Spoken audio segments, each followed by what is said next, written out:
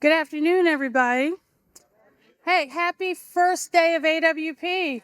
Ooh. Welcome to Baltimore. I'm January Gill O'Neill, a member of AWP's Board of Directors and a proud CC Fellow. The Association of Writers and Writing Programs is a small but mighty nonprofit organization that amplifies the voices of writers and the academic programs and organizations that serve them, all while championing diversity and excellence in creative writing. I am a member of AWP's Board of Directors, and first and foremost, I am a member of AWP. I have been AWP member, I think, since the New Orleans AWP. And I honestly don't remember a lot of it because it was New Orleans, but I believe in service. And so I just stepped down as a Board of Director chair. So it means a lot to be here and to represent AWP and to represent AWP out in the world. So if you are not a member, we invite you to join today. So we are delighted to bring you this event today, and I'd like to acknowledge and thank Canem for today's event and their support at the conference. Our literary partners and sponsors allow AWP to present these extraordinary literary events and help keep our conference affordable and accessible. So before we begin, just a few housekeeping notes. So respect that some of the seats are marked for reserved and for attendees with accessibility needs. Please give the authors about 10 minutes after the presentation to get to the book signing table, which is right outside, before approaching them to have your books signed. And I think that is it for announcements. So it is my great pleasure and honor to welcome Dante Michaud to introduce this fantastic panel. Dante.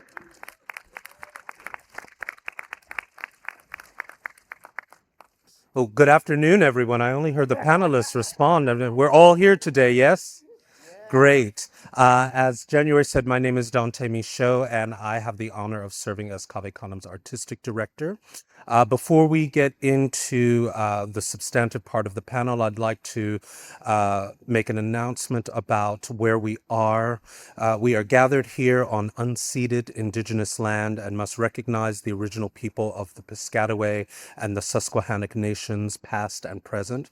We believe in the importance of acknowledging their resilience, rich cultural practices, and communities who continue to contribute to the life of this city and care for the land and waterways as sacred. For those of you who aren't aware of what Canem is, we are a nonprofit organization committed to cultivating the artistic and professional growth of Black poets. Founded by Cornelius Eady and Tor Derricotte in 1996, Canem fosters community across the diaspora by facilitating a nurturing space to learn, experiment, create, and present. We are committed to the priority of making deeper investment in our fellows and growing fellowship, which in turn allows for a greater impact on the broader Black poetry community as our fellows operate in the world. So some of you will have read that a poet laureate is an individual honored with that title who often has published collections of poems, critically acclaimed performances, a resume decorated with literary awards. But a less discussed attribute is that they are usually selected by their peers and or their geosocial groups for the contributions that they make to their respective communities. And so this afternoon, we have the pleasure of hearing from 4 current and or past poets laureates, and I'm going to introduce you in the order of their reading. And after they read, we will have a lovely conversation and maybe take some questions from the audience. Natalie J. Graham earned her Master of Fine Arts in Poetry from the University of Florida and a doctorate in the Philosophy of American Studies from Michigan State University. Graham is an award-winning poet and performer. Her poetry collection, Begin with the Failed Body, won the Canem Prize, and she served as the inaugural Poet Laureate of Orange County, California. Graham is a professor in Africana Studies and the interim chair of said department at the University of Tennessee. Curtis Crisler is an award-winning poet and author. His latest book is Doing Drive-Bys on How to Love in the Midwest. He has 6 volumes and 5 chapbooks of poetry to his credit. Crisler's work has been published in a variety of magazines, journals, and anthologies. He has received fellowships and residencies from City of Asylum Pittsburgh, Canem Foundation, the Virginia Center for the Creative Arts, Soul Mountain, Hamline University, Words on the Go, and has been a guest of the Carr Reading Series. Crisler was awarded a Library Scholars Grant Award, a Rhino Founders Award, Indiana Arts Commission Grants, Eric Hoffer Awards, the Sterling Plump First Voices Poetry Award, and was nominated for the Elliott Rosewater Award and a Jesse Redmond Fawcett Book Award. His poetry has been adapted to theatrical productions in New York and Chicago. Crisler is the current Poet Laureate of Indiana and Professor of English at Purdue University. Jacqueline Trimble has received fellowships from the National Endowment of the Arts, Canem Foundation, and the Alabama State Council on the Arts. Her work has appeared in Poetry, The Offing, Le Rumpus, Poet Lore, contemporary poetry anthologies, and other journals. It has also been featured in the Poetry Foundation's Poem of the Day, the American Academy of Poets Poem a Day, and Poetry Daily series. Her first collection, American Happiness, won the Balcones Poetry Prize, and her sophomore effort, How to Survive the Apocalypse, was named one of the 10 best poetry books in the year of its publication by the New York Public Library. Trimble is a professor of English and chairs the Department of Languages and Literatures at Alabama State University. Regie Gibson is the inaugural Poet Laureate of the Commonwealth of Massachusetts. He has lectured and performed widely in the U.S., Cuba, and Europe. Gibson received both the Absolute Poetry Award and the Europa Inversi Award. He has received the Walker Scholarship from the Fine Arts Work Center, several awards for poetry from the Massachusetts Cultural Council, and fellowships from the YMCA, the Boston Foundation, and grants from Live Arts Boston for the production of his musical, The Juke, a Blues Bacchae. Gibson has served as a consultant for the National Endowment of the Arts How Art Works initiative and the Mere Distinction of Color, a permanent exhibition examining the legacy of slavery and the U.S. Constitution at President James Madison's home in Montpelier, Virginia.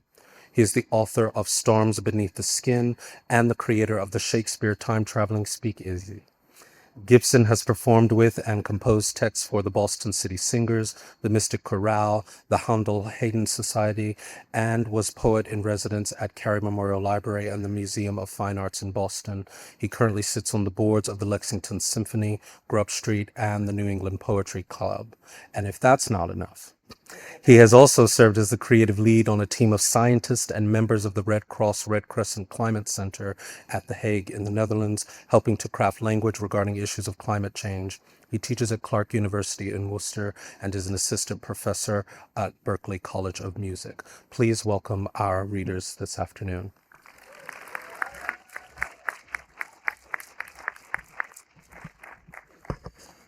Thank you, Dante. Thank you, Canem. I also got to thank my parents. That's why I'm here. I'll read about 3 poems, and I will talk about the kind of circumstances of them coming to be through my time as Poet Laureate. I focus my time being Poet Laureate of Orange County, California, on libraries and museums. I feel then, and I still feel now, an urgent desire to bring people into these spaces and to support the work that visual artists do, that curators do, that librarians do. I think that libraries and museums have always been, and they always have the potential to be radically humane spaces in a place and time. Maybe it's always been a place and time in a nation that validates and values toxic individuality. So I also felt through my time as Poet Laureate that libraries and museums, that potential is really realized through our engagement. And so it's really just speaking to the power we have as a collective and when we join together and honor each other. My poetry is also written, my writing mode is often a mode of response. Everything I write is often a response. And so I really get excited about ekphrasis, erasure, found poetry, and those are the forms that, in a lot of the workshops I would bring to communities and within those museum and library spaces.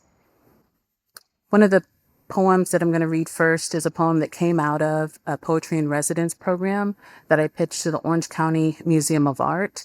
It was also an honor to be the inaugural poet in this county. If you don't know anything about Orange County, California, it's about 2% Black.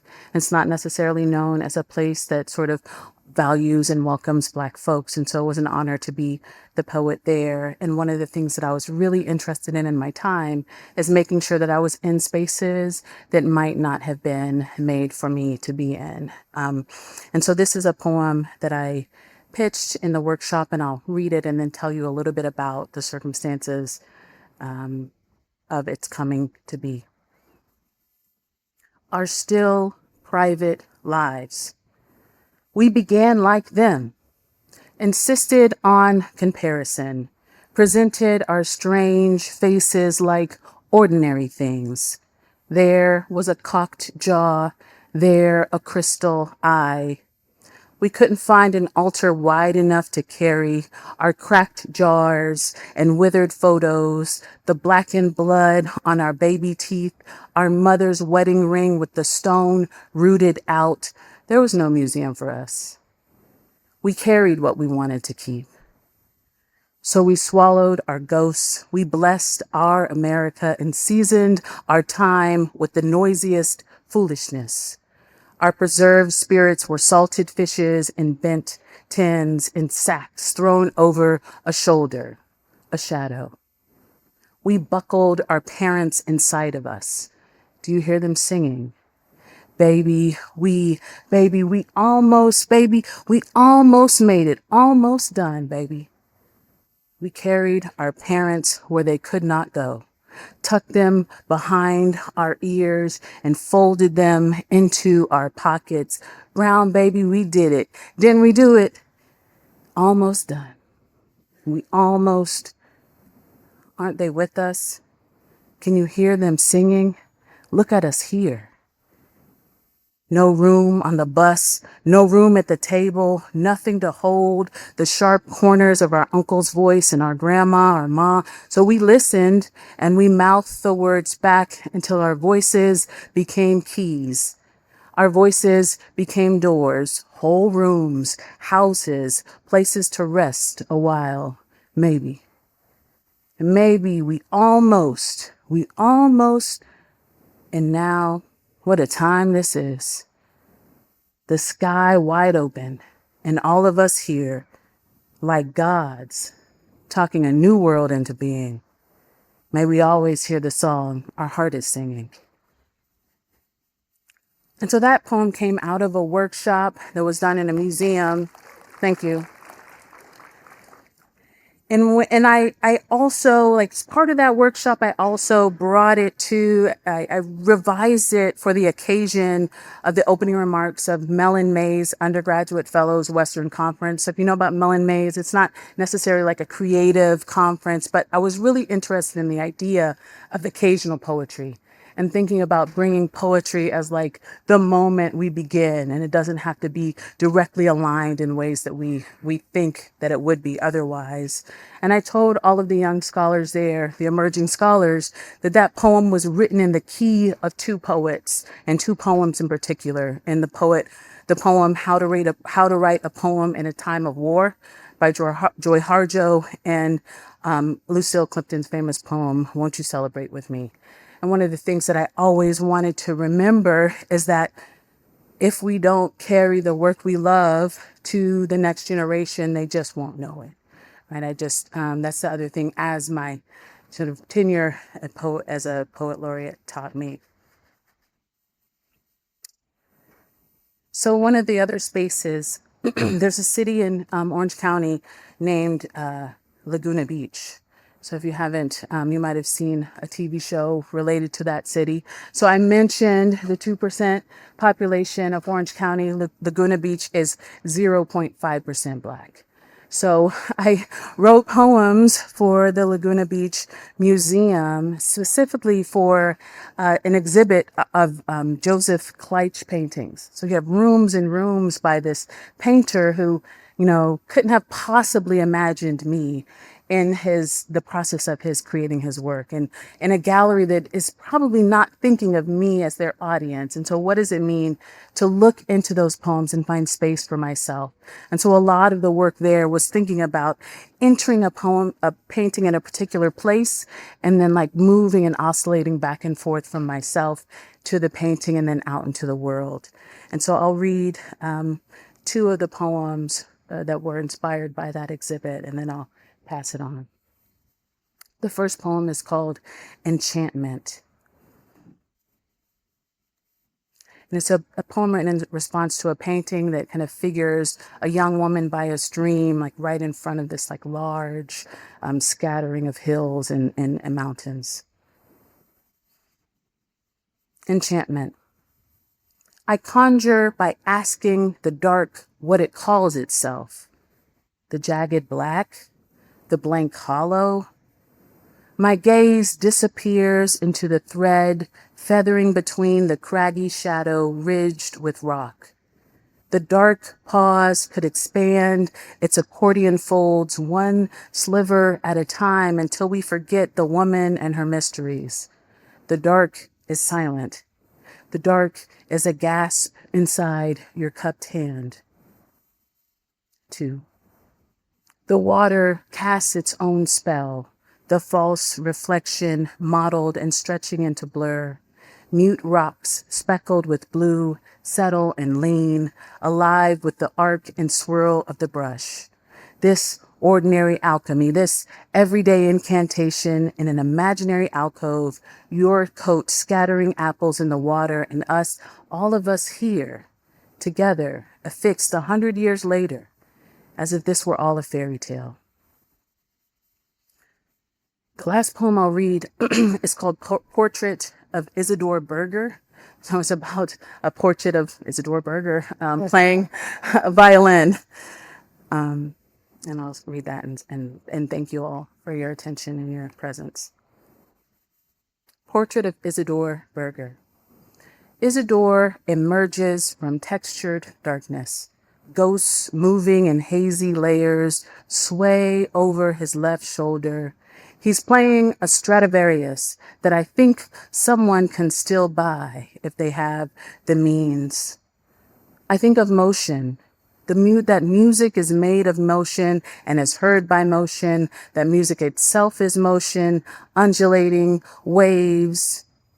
And here you are still, static Isidore. I think this painter must have loved you. That you must have both looked intently away, listening with eyes focused on nothing at all. Love is a fragrant ribbon, a puff of air, stripes, a circle, hovering. That necessary, frail stripe of a word, say it now and say it again. Love, until it's easy as blue or quiet. Outside, a V of birds dive between a pair of glittering palm trees. I think he must have loved you. Though I never will, I want to watch my lover play the violin. The miniature hills, the outline of a mountain range that his mouth sometimes makes would be flattened with focus as he played. I think of him standing in a clearing and behind him the slope of another mountain, rising and him playing, and beside and beyond the sun shatters the sky with light, and I am near him, shining in a yellow dress, and the music is fierce and transcendence, and it's ours, and it's all ours. Love. Say it again until it's easy as blue or quiet. Thank you.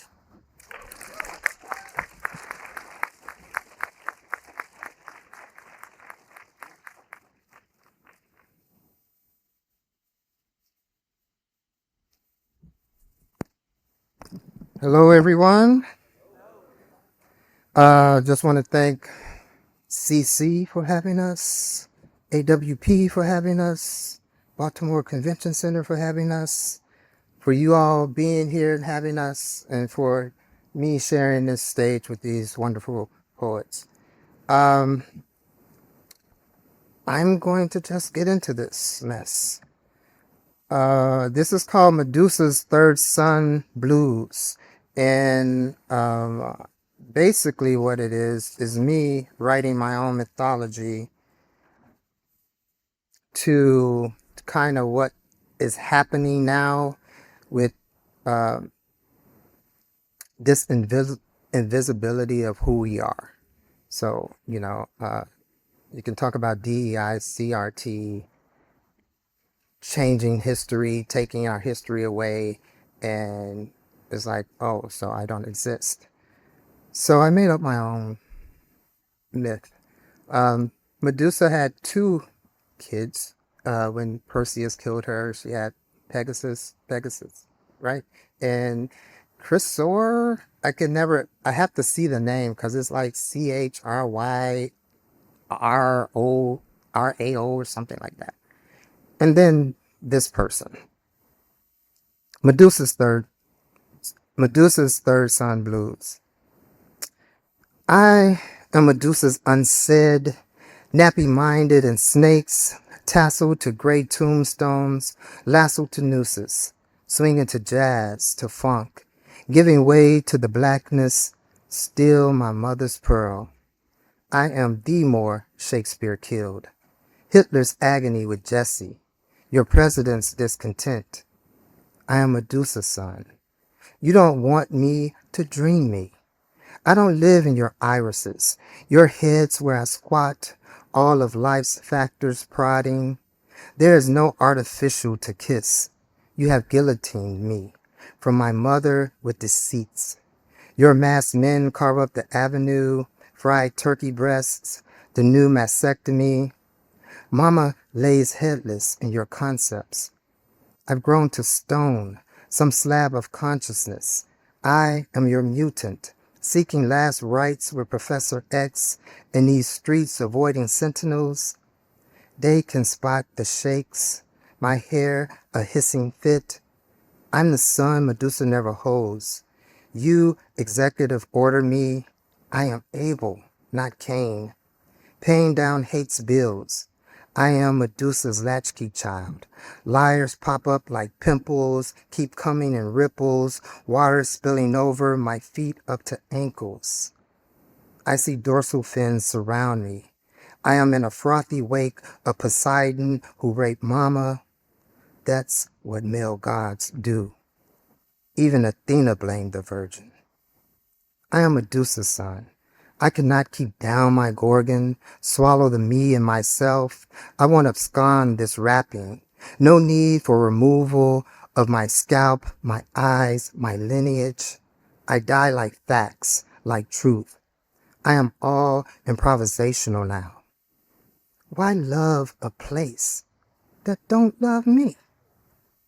Die in a billionaire's algorithm that I see displeasure with? Yeah, Medusa's son, that Gorgon, when they mean the other word. There are no more heavens round here. Every time I enter a room, you smell Medusa's crust.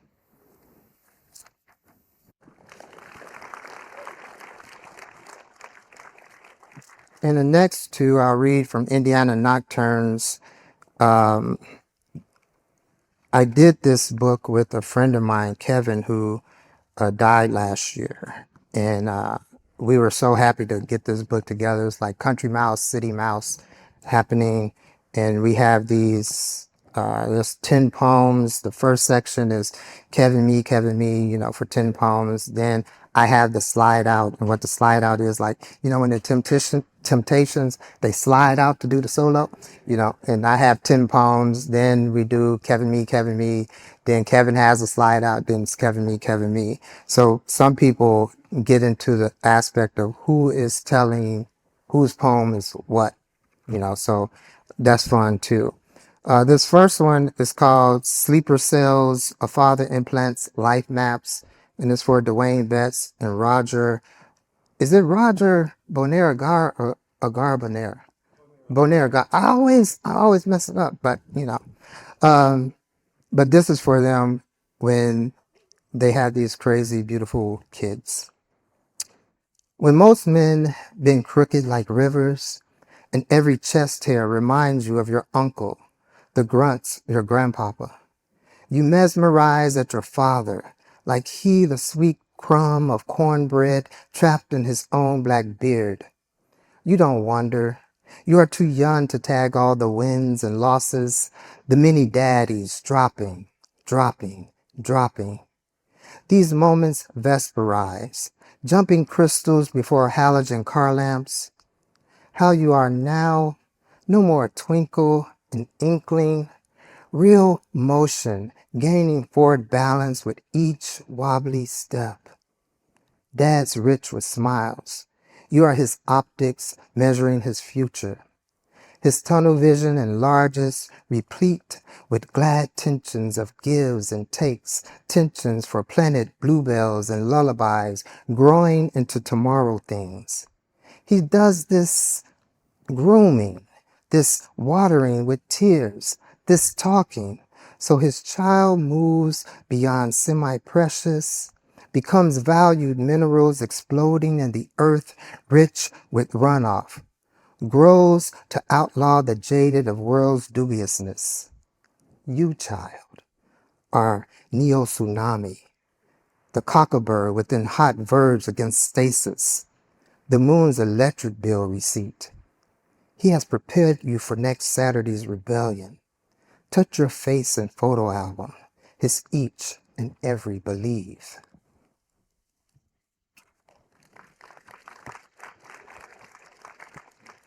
And I'm going to finish with this. It's called You Bring Out the Woman in Me, and it comes from Sandra Cisneros, You Bring Out the Mexican in Me, and Bao Phi, You Bring Out the Vietnamese in Me. And I was having my students do these aspects of culture and ethnicity. And then I said, why don't we do gender? And I wrote this along with them some years ago. And so it plays, but it comes from that. You bring out the woman in me. You bring out the blood, fluid, and pain to the umbilical cord of all my children breathing and not. You bring out the woman in me, the mama, mommy, mother, of voices rushing down the hallway of life's time. You bring out the psychopath in me, the functioning under pressure of me, this nucleus of a thing outside of womanism, outside of feminism, outside of glossy mags and how to please your man overkill. When I am the mother to existence of me.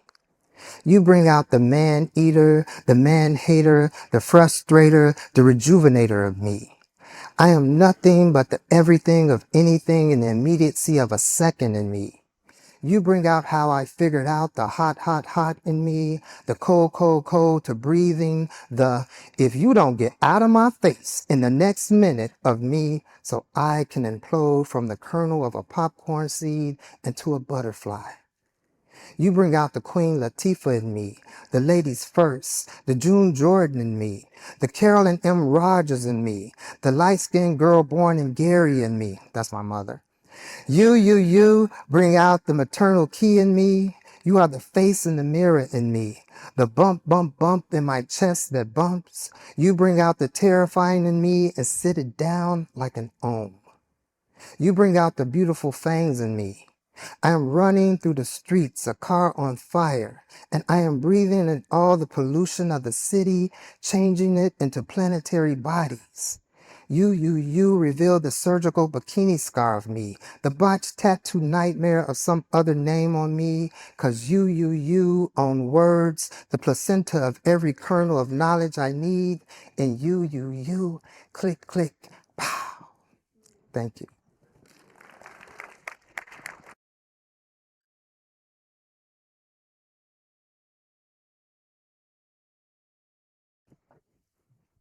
Hey y'all, how you doing?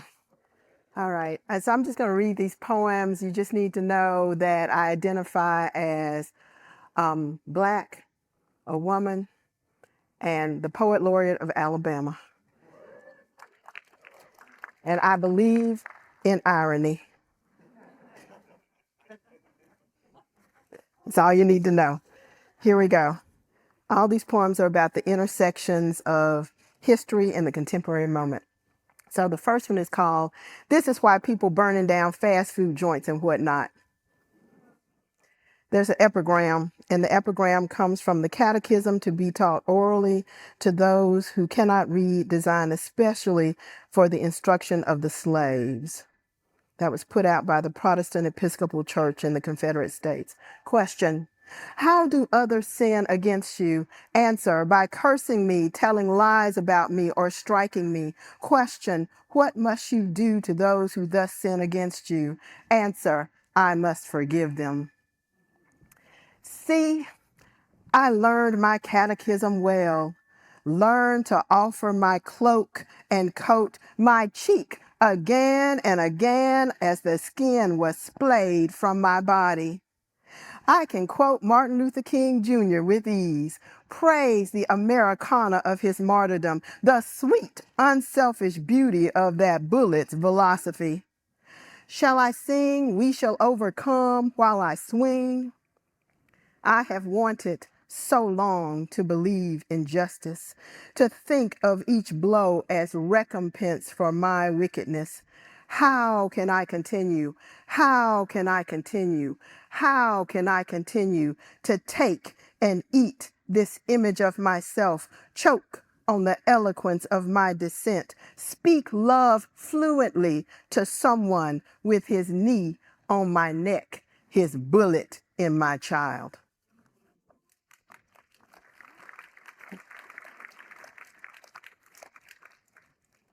Woman attacked by a bear in the woods near her home.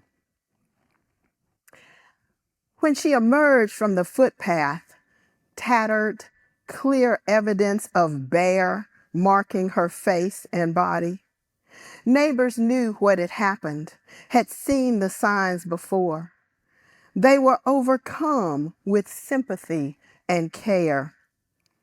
Nobody wondered if her clothing had seduced the bear, invited him to slash her shirt from her body, rip her pants, leave her wounded on his way to wherever bears wander. Nobody asked why she had ventured alone on an evening stroll in a wood rumored to be inhabited by bears, knowing full well bears can be irresponsible and unpredictable. Nobody asked if she had ever dated the bear, or invited the bear to walk with her in the dark forest, or how many other bears had crossed her path and how often. Her mother did not say, "You must have done something to lead the bear on." The news reporter did not even call it an alleged bear attack. The bear's bear friends did not name her liar or worse.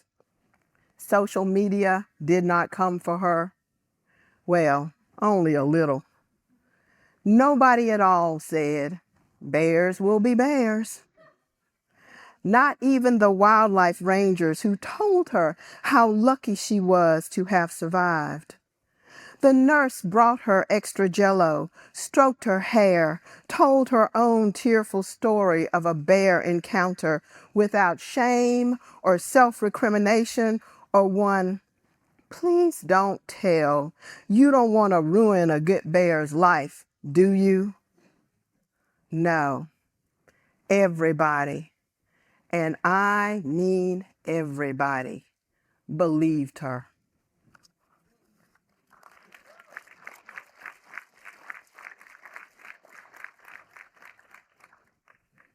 This is the last one, and this is that man over there. His name is Chuck Reese. He publishes a online magazine called Salvation South, and he asked for this poem, so I wrote it. So if you don't like it, blame him. Raise your hand, Chuck. Okay, good deal. It's called Bill of Rights, and it's in response to the recent killings of Alex Preedy and Renee Good and many, many others throughout history. You'll get it. Bill of Rights. You have the right to follow the golden rule. Do unto others before you get did. Say to yourself, "Those immigrants are trying to do me, man." Make it your nightly benediction. Pray on it. Make your Jesus blonde and blue-eyed and xenophobic, or replace him altogether with a God made in your own image. That's the Jesus you can take to a lynching. You have the right to believe in the Declaration of Independence. Since decoration is all we have left, is all we ever had. Use your head as an eraser for history.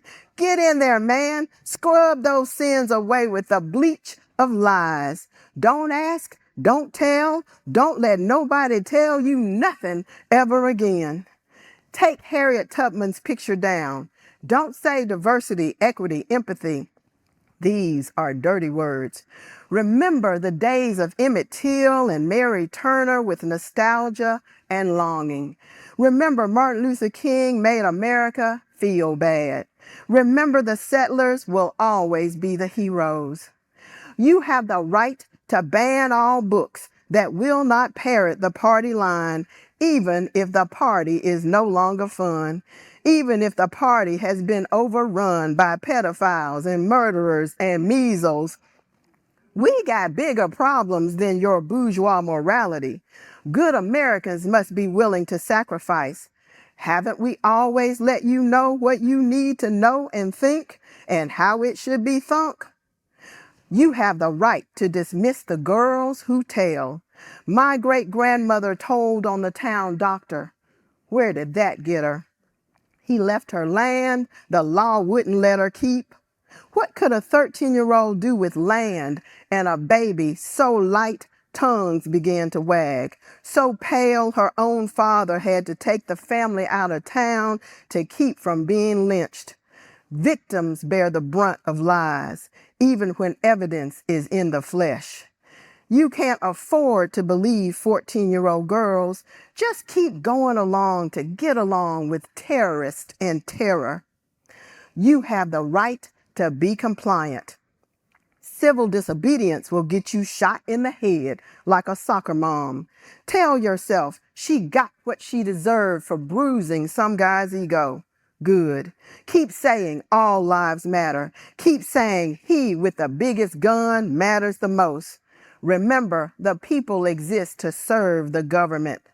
You have the right not to vote, or to lie about who you voted for, or to vote and vote often, to turn your face or wash your hands like Pontius Pilate, who gave the people the blood they wanted. Who is going to sit in judgment of the judge? And what if Judas is the only witness? Remind yourself that the law do what it is told to do, and it don't do for you. You have the right to remain silent. Should you give up that right, you will be shot in the back while prostrate, unarmed on the ground, repeatedly, even if you were just trying to help somebody else, even if your whole life was about helping others. When, dear God, is our help coming? You don't want to be the villain in this story, just like the black people and the indigenous people and the allies and the people of color before you, do you? You can be easily criminalized. You can be labeled domestic terrorist and shot by Captain America. You have the right to grind your country to rubble, to turn your face from all the politicians bought and sold, from all the judges, supreme and otherwise, bought and sold, from all the billionaires doing the buying and the selling, the right to stand by and peep from the sidelines, from your family room, on TikTok and the gram, the right to do nothing like you have always done. You have the right not to believe your own eyes. Tear gas and bullets are not falling. Neither is the sky. Look into the sun and squint real hard. Blind yourself until you see nothing but angels beating their camouflaged wings, beating down a riffraff of citizens until you can continue on your way to the grocery store and tell yourself this is normal. Is that the celestial choir or screaming you hear? Despair has always been an American soundtrack. Ask any tree or river what it has seen and heard. Ask the blood red ground. Ask the blues if you really want to know. You have the right to witness all those chickens coming home to roost in real time. Thank you.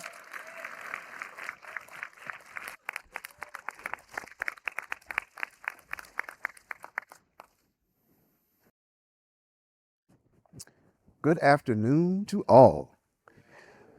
Thank you, everybody, for being here, and thanks to my fellow panelists for what they're giving to their states. For me, being the poet laureate of Massachusetts, I like to always reiterate and underscore that we are a commonwealth. And one of the things that I've been doing in my poetry evangelism across the state has been to speak about the necessity of understanding that word and what it means for us, not strictly a state, which is something which is the root word of the word static, something which is not moving, something which is not expand, but commonwealth, which means we bring our various richness into a public space.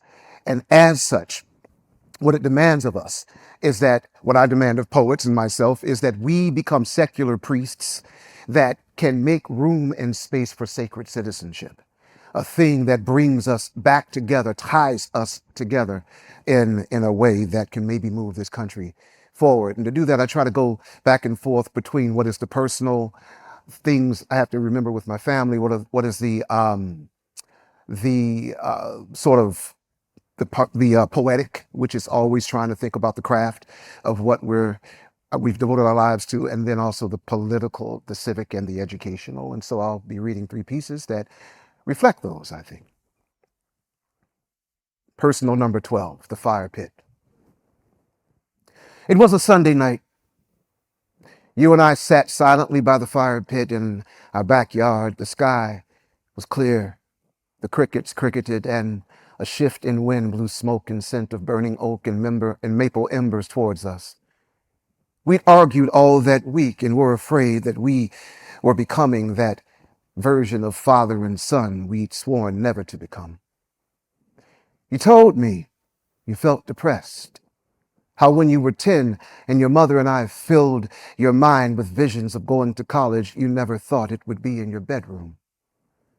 You lamented missing your friends and the newfound freedom you no longer have at home. You stressed how you craved that liberation and the confidence it gave you in that brief time you had outside of my all-seeing eye, outside of my unrealistic expectations that you get out of bed by 10 a.m. and respectfully ask if you can borrow my car. I felt my teeth grind, my dry lips purse. I felt my father's voice rising like a flood in my throat about to spill out. So, if I understand correctly, what you want is to do what you want, when you want, have no responsibilities, and have me pay for it. Son, one of us is insane. But instead, I did what my father could not do. I held my tongue, put my hand over my mouth, and instead listened to the tears you barely held back.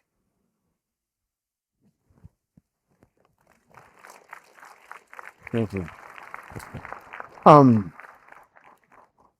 of the things this has afforded is to work with a lot of great people. And I got to sit down and work with a woman named Wu Man. Is anyone familiar with Wu Man? Wu Man is a consummate peapod player, which is a Chinese instrument that came from Persia. It's 4 strings. And she practices a particular style of playing this. And we had a talk, and we talked about the blues and Chinese poetry and all of this. And with that talk, she sent me a recording of something she made playing blues on the pipa. And I sent her back this piece. And so we got together and recorded it. And so here is the piece. It is called From the Yangtze to the Mississippi Delta, the across-water call of a string-born song. Li Bai, as you wandered in exile, did you hear the across-water call of the pipa being played by the slender fingers of a young girl on the other side of the Yangtze? Was each of her precisely plucked strings a singing mountain? Was each of her fingers slide and trill the sound of wind spilling down from the hills? Did you stop wondering for just a moment to live inside the shimmer of those four strings? Perhaps pour yourself cup after cup of rice wine until you were nightfall drunk.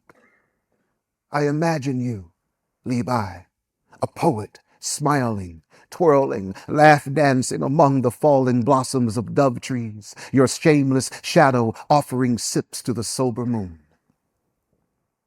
Decades later, another exiled poet, Bai Juyi, would meet that same girl, now a woman on that same river.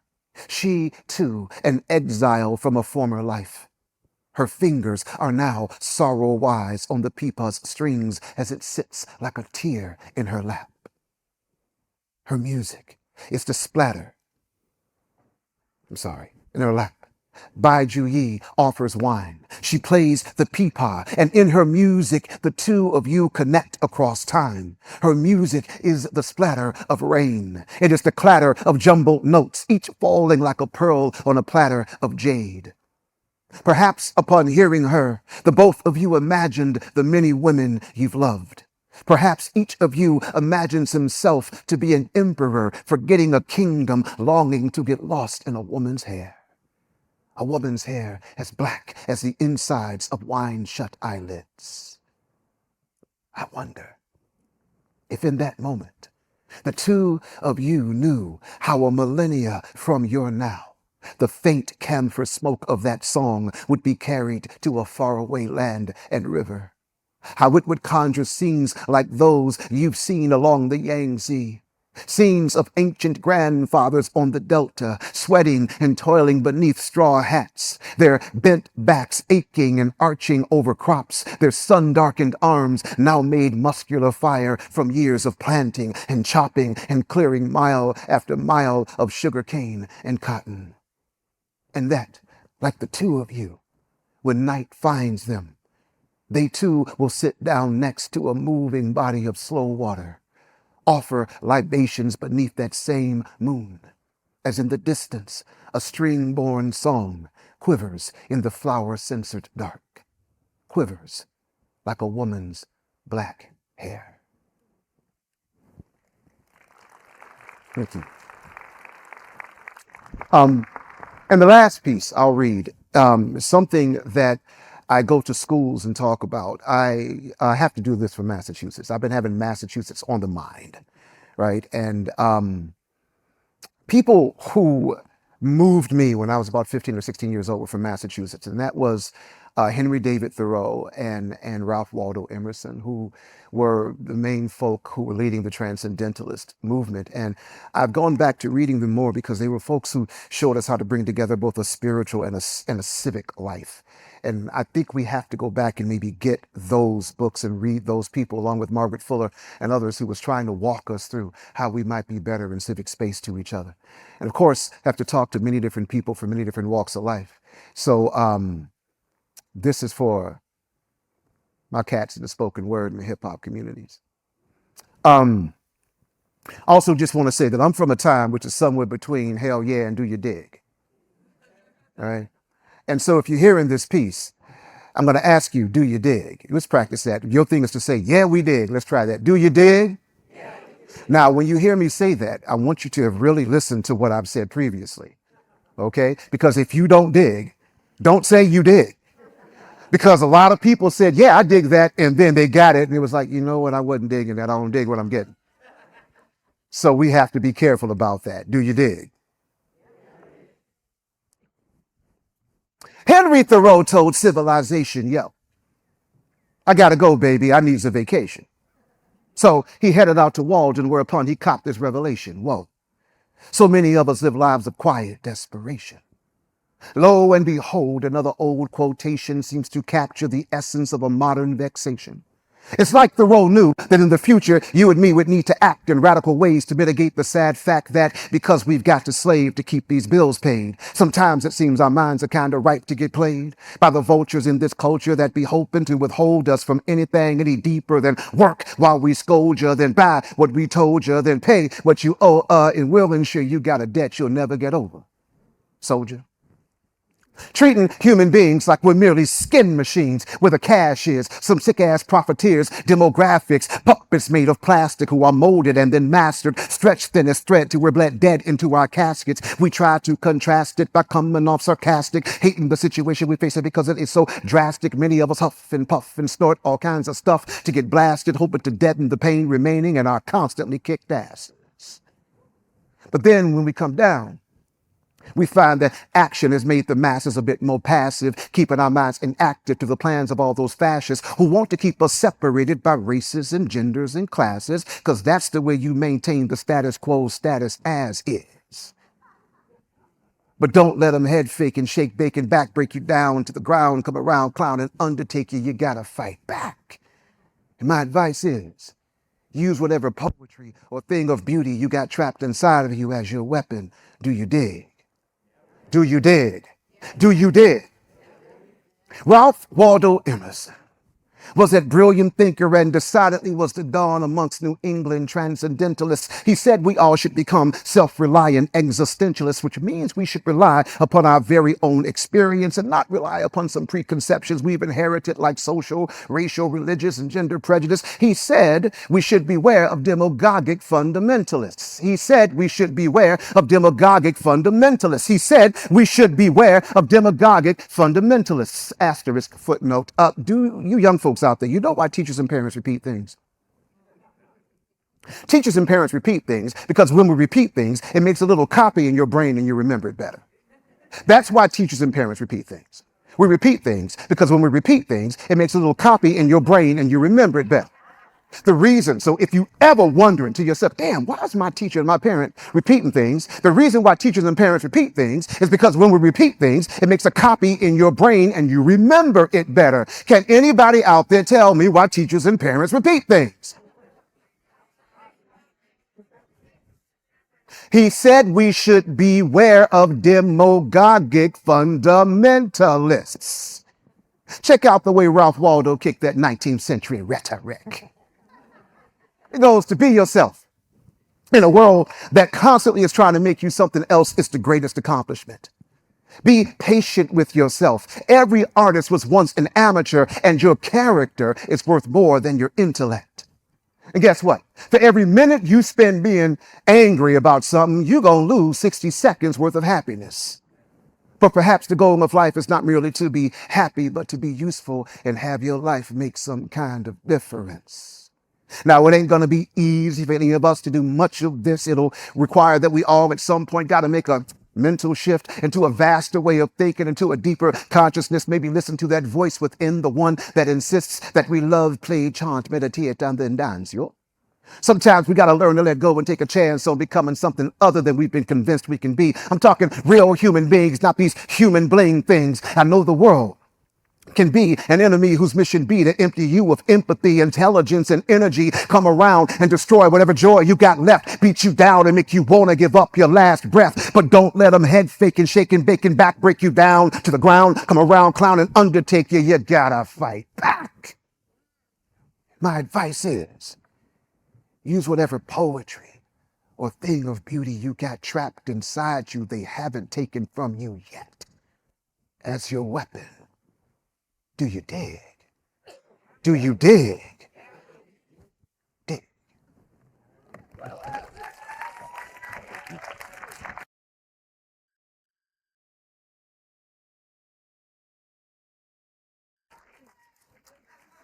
Can we get a round of applause for all of our poets?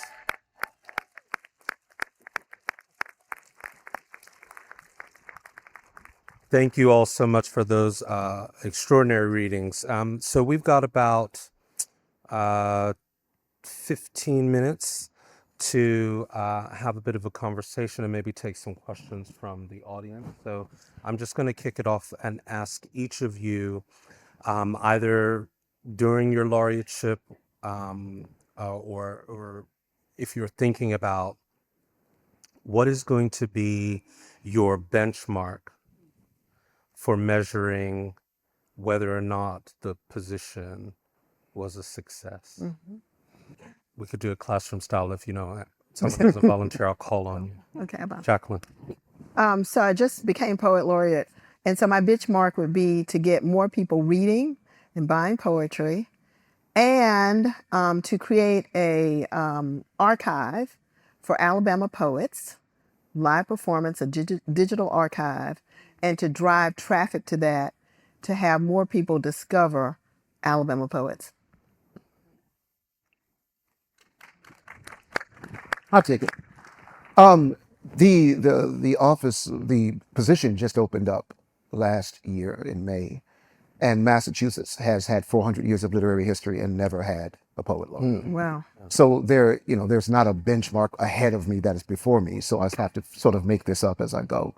But a thing that I would like to do is to establish a 501c3 in the name of Friends of the Poet Laureate, so we can raise money. Because right now, what's going on with us is that we are constrained by the ethics laws of the state employees. And so we have to do what libraries do. Libraries can't raise money in our state, but they can have a Friends of and do a 501c3. So for me, what I would like is to do that and get donations so that I have something to give to the next poet laureate who is coming up. And I said that my first responsibility as the first poet laureate is to make sure there's a second, and to hopefully make sure that there is a structure, an infrastructure, and some dough to be able to hopefully give out little poetic micro grants for people who actually wish to start things in their own neighborhoods. One of the first things people ask me is, so what do you plan to do for poetry in Massachusetts? I'm like, do a lot of listening, right? Because we have a varied group of individuals in Massachusetts, and what Cambridge needs, Billerica doesn't. Right? What Springfield needs, Hyannis doesn't. So I'm not going to walk around going, haikus for all. That doesn't work. So the listening and seeing what's happening, and I'm getting the feedback that we need to do more for the folks who are lonely, especially our elders, who may lack the ability to not write and speak for themselves, and that we need to put people in there that are good listeners to be able to take down their lives and document it in a time when we're having the erosion of history. Nice. I'll say for me, it's similar because of the sort of nature of being the inaugural poet laureate and trying to think about what does it mean to establish this position. Right. I think my goal in the position was to make sure that every event that I was a part of involved folks who had never written poetry before, really making sure that whatever we're doing feels inviting to folks who are afraid of poems. A lot of times people are afraid of poetry. So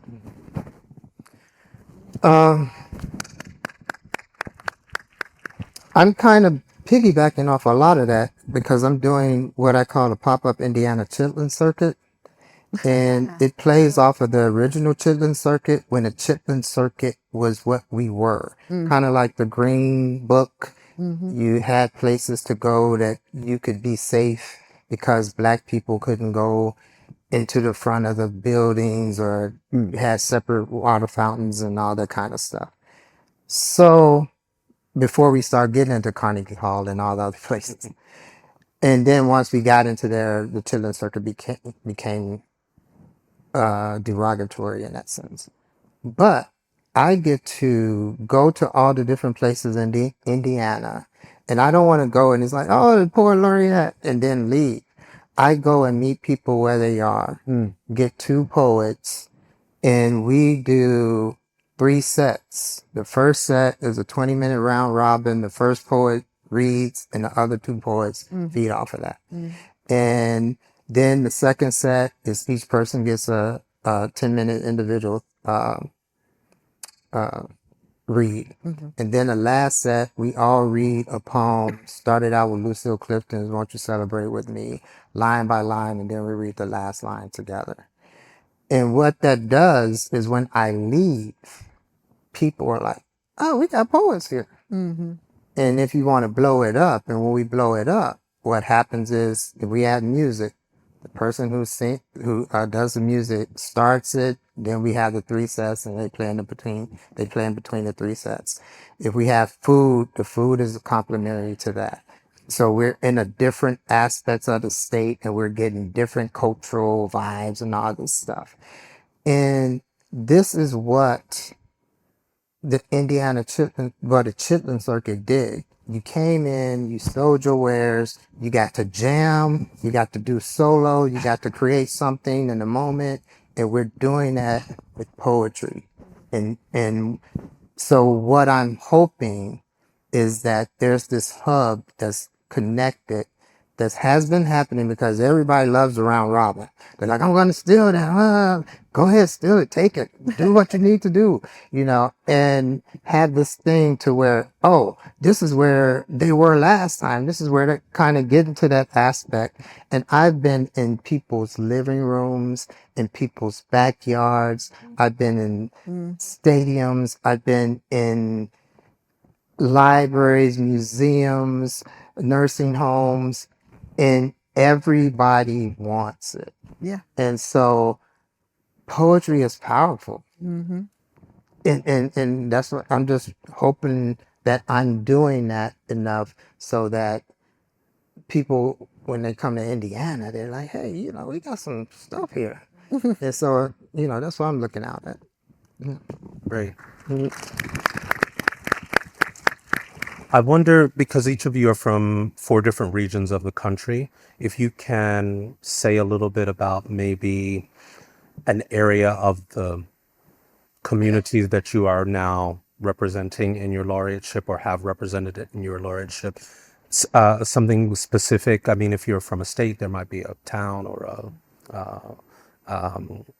another city that's not the capital or sort of less cultural access because of the way money is distributed on a municipal level. If you're from a county, there might be an area that that again doesn't receive the same attention. And I'd love for you to speak, each of you to speak about a specific geography in the areas that you represent that have caught your attention.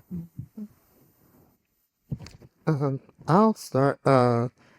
Madison, Indiana is southern part of Indiana, and it's actually become like my second home because they keep bringing me back for different things. But they have this Eleutherian Eleutherian college that was back in the day where everybody went. So slaves went with white people, white women and stuff like that. And they have all they have the school is there still standing. And they're trying to make it a historic monument aspect of things. And you can read the register on how diverse it was. Women were professors and teaching along with blacks all at this school. And Madison they have a restaurant, a bar and grill that's ran by creatives. People sing, dance, play music, act, whatever, and they run the thing. And I'm like, what? And this just a little strip, and a lot of the stuff is dealing with agriculture and industry around it, but it's so the history that they have there. I didn't know that in 1897 or 57, somewhere around there, that blacks were not allowed in Indiana. They had a legal aspect of saying blacks could not come to Indiana. So finding out these things gives me insight to stuff I need to address, to write about, to make known. And coming into a place like that, they just like us or anybody. I say there's 2 types of people: those who want to be seen and validated, and the other ones are those who want to be seen, validated, and right. And the ones who want to be seen and validated, just, hey, thanks so much for coming here, and I think that's the most important thing we can do is represent those voices who are craving what we're giving them. Thank you. No surprise that that was a law, given that the Ku Klux Klan was founded in Indiana. Yeah. No. Well, actually, they were founded in Tennessee. They were Headquartered. Headquarters, yeah. huh? In Oregon. Headquartered, I think. Okay, and I know they grew to the biggest they came in Indiana. They came, did do that. Yeah, I'll just say really quickly, being pro-laureate of Orange County is kind of always in the shadow of LA County. And so it's really important to me to think about, and even where I'm from, like Gainesville, Florida's a little town in Florida, like helping people understand that like where you are is good enough and what you have is done and you're complete and you don't have to be this or that or professional or shiny or whatever in order to access all of these beautiful things. And so that to me, when I think of like what is Orange County, like North Orange County is a little more working class than South Orange County, but there's all this sense that when we make it, we're going over to downtown LA. And so I wanted people to feel like where you're at is where it's at. And so I think that's kind of one of the, when I think about geography, that comes to mind. Alabama's a very poor state, but ironically, we are one of the states that gives the most per capita for arts. It's a weird statistic. It's a weird place. It's a weird place in the universe.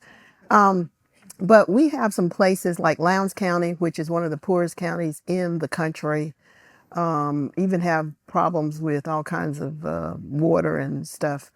The Wiregrass, this doesn't mean anything to y'all. G's Bend. These places have amazing histories, and they have people who have been engaged in art for centuries, but they just don't think about it that way or call it that. And so I want to go into places like Northeast Alabama, like the Wiregrass in the South, like places like Lowndes County, Dallas County, Marion. These mean nothing to you, but anyway, just trust and believe. Trust and believe that into these places and connect the art that they do have, which is like music or fine arts, folk arts. We have big folk arts, pottery folks, and then connect them to poetry. And that's going to bring the people in and they're going to say, poetry is cool. It's not scary. I can do it. And we have a lot of talent here. G's Bend means something to us. Yeah. Okay. Good. For myself, I've been going all over the state and just looking up the local historians, folks who can tell me what's going on and the things that aren't necessarily in the brochures. People can give you the birds, the street level view of the soul of the place in which I come into. And so championing history and local history and especially where we live now, a lot of native and indigenous history, which is disappearing. Those are communities I've been very much engaged with. Thank you for that. Do we have any questions from the audience before we wind down? We have some over here. There we go. Yes. Hi, Hey. Sorry, I was just going to repeat that question. How have the laureates used the position to critique the government that administers the position? and just a quick follow-up. How was that received and how was that affected? How has that been received? I'll say Affected that your for life. myself, I am a big believer that when someone invites you into their home, you don't shit on the rug. And it was 25 years of pushing in the legislature to get this position, and it would not pass. In a blue state like Massachusetts, it would not pass. So our governor just said, she just put her ovaries in it. And she was like, we're doing this, y'all. And this is the way it is. And I think that the reason it did not pass is because I don't think many of our representatives want to get behind an individual who they did not know what that person would say. And what the governor told me was, you have complete First Amendment rights, do your thing. Do your thing. Even when I told her that when her staff asked me to promote her, to speak, I said, no, I won't do that. And I've had 3 or 4 of the members of our Democratic caucus ask me, and I says, I can't speak for you. I can't do that. I will congratulate you if you win, but my loyalty is to the Commonwealth, not to the party. So as long as you're supporting the Commonwealth and you're sticking to the better parts of our Constitution, both that the federal and local, you won't have a problem with me. Thus far, they've been doing what they can do to do right by us. So I'm from Alabama, and I guess I have shat on a lot of rugs. I feel like that is my job. No, but it's really interesting because what my husband said, he said, "Woo, you're gonna be the shortest lived poet laureate in the history of Alabama." When they get to read what you write. But, in Alabama, we have had a poet laureate position since 1930. It's in the Alabama legislature. It's in the Alabama Constitution. And to change the Alabama Constitution, let's just say it ain't going to happen. Right. It's just too much work. And the people who choose the Alabama Poet Laureate are a jury of your peers, if it were, and they know who I am and they know what I write. And they chose me because of it in such a time as this. And so I'm not real worried about it. Yeah. And the worst thing that can happen is they'll just say, "You're not poet laureate anymore." And I'll just keep writing what I write. So I don't have to walk that political line, but I understand this idea that if you don't want to be the first and last poet laureate, right? You don't want to get rid of the position. But luckily, even in the weird state of Alabama, I don't have that issue. I think the quote that comes to mind is the one I'm not going to get it perfectly right, but Morrison's quote where she says, "A very serious function of racism is distraction." Yeah. So there's a lot of things I clock that I don't engage with. And so I think a lot of times I was also raised by people who didn't necessarily believe that this government was theirs. So it's like, that's their business. Let's handle our business. And so, yeah. Oh, okay. And so I think that, like, for me, that didn't create as much of a question because there's so much other work to do. And I didn't want to get pulled into, Huntington Beach just canceled Black History Month. Okay. And the work goes on,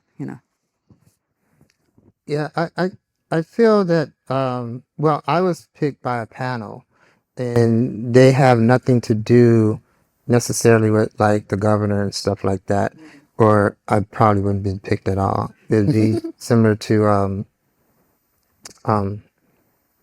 what's Leroy Jones when he changed to New Jersey. New Jersey, yeah. Yeah, it was similar when they picked him. It was kind of like, y'all didn't read his poetry? So I think I have a freedom, and since they just picked me again for the second time, they know what I do. I just think at any time as a poet, it's kind of like what Reggie is saying. You can't censor me. Mm-hmm. I'm a poet. That's why you don't have poets as politicians, because they wouldn't be there long. It's like, and so I don't, that aspect of it, I can't worry about that and do my job. I have to be me. And when I'm going to these other places and meeting other people and giving them money, I've given more than half my stipend to, that's the other thing about the children's circuit. You give them a little money so they can go on, to the next place. So, they can pay a bill, to pay for their gas, and it's, when you get a poet you don't know or nobody knows or has ever heard from, and they come up to you like, "I never got paid before." It's like, well, that's what we do. That's what, Yeah. And that's, and so I have in my mind, if Bron does find out about me and reads my stuff and stuff like that, I may not be there, but at this point, okay, I'm still going to do this. It's still an operation to run itself. I don't necessarily need this. In the sense of paying them, yeah. But outside of that, we can still do this. Mm-hmm. Well, thank you all so much. I wish we had time for more questions. That was a great question because it was the first and last question. I'm so sorry, but we've run out of time. I'm just going to say a few acknowledgments. On behalf of Canem, I want to thank everyone who helps to make our programs possible and help us have events like this. We are grateful to collaborate with AWP as a literary partner and are in awe at the scale, particularly of Colleen Cable's planning and the work of her team. I want to thank all of the people who have been providing ASL interpretation because they help make events like this accessible to a wider audience. Special thanks, as always, to Cave Canem's co-founders, Toy Derricott and Cornelius Eady, our board of directors, including our president, Lynn Thompson, and the creative leadership of our executive director, Lisa Willis. I'm especially grateful for the support of my colleagues, Brittany Maldonado, Chanel Jordan, Nikki Smith, Java Jones, Naja McCain, and Summer Prescott for ensuring that Cave Canem's presence at this conference is a success. If you are not already on our mailing list, please be sure to visit our website, cavecanempoets.org, to learn about all the exciting developments in support of Black poets and the poetry from the African diaspora. We also look forward to you joining us at our next event here at the conference, Memory and the Creative Process, Poets and Writers Engaging the Archive, which will happen on Saturday afternoon, 12:10 in room 302. We wish you a wonderful rest of the day and look forward to connecting with you again. A round of applause for our panel.